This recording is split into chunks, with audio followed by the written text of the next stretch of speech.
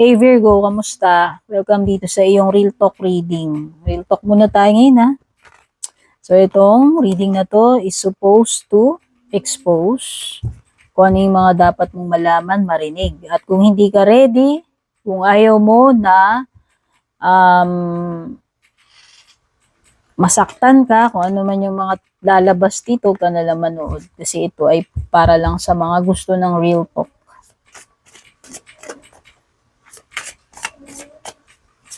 This reading is supposed to tell you kung anong dapat mong marinig, hindi para i-sugarcoat yung mga bagay-bagay. Oh, you don't suck, you just haven't slept.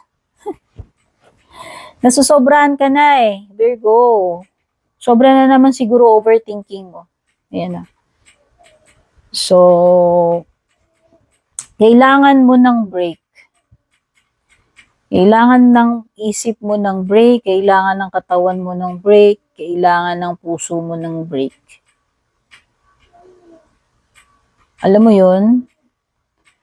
Bitiwan mo muna, saglit.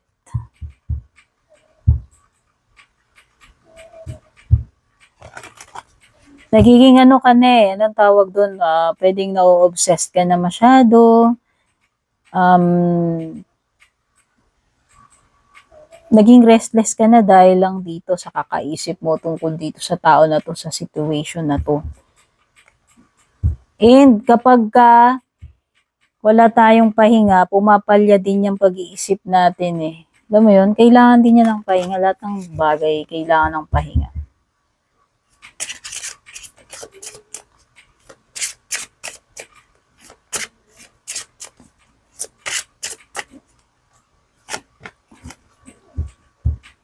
Try mo munang mag-take a break. Baka sakaling mag-clear yung isip mo. Kailangan mo lang din ipahinga yung isip mo. Next card mo, ano to? Self-love looks good on you. O, di ba? Confidence, glow, and attraction. Di ba? Kung magpapahinga ka muna, bibitiwan mo muna to, at isikasuin mo muna yung sarili mo, self-love, self-healing, magkakaroon ka ng glow up Ayan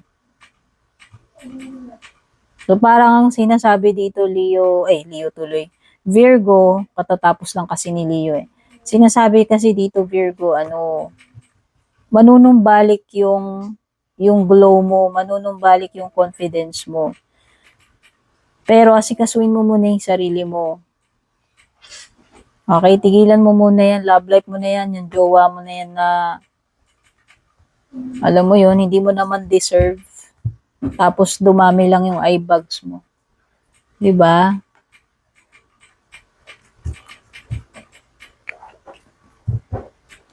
The more na meron kang self-love, self-care, mag-glow ka and alam mo yun, natural mo nang ma-attract yung tamang person para sa iyo.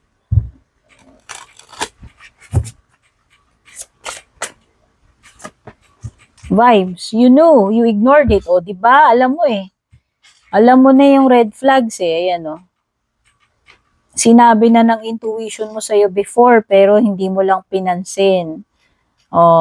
So parang ang sinasabi dito, binitray mo lang yung sarili mo kasi alam mo naman nakita mo na parang napakiramdaman mo na, nakita mo na yung red flags pero ikaw lang talaga yung makulit na inignore mo pa yon.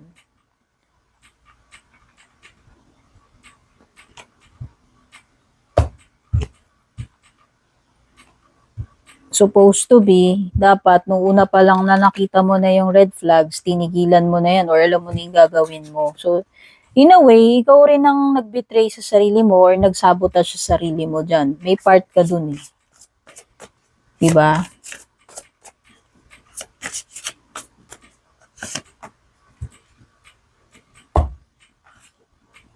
Strength card, Leo kaya pala ako banggit ng Leo lilitaw yung Leo. Na in advance na nung dila ko. Baka ang kadil mo dito, may Leo sa birth chart or pwedeng may Leo ka rin, strength card. Di ba?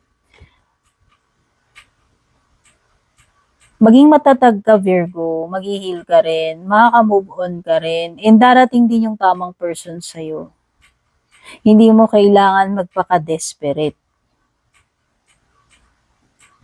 Okay? Ang kailangan mong i-build ngayon is yung inner strength mo. Build mo yung sarili mo uli. I-rebuild mo, pati yung inner strength mo. And ma-attract mo yung tamang person, tamang love.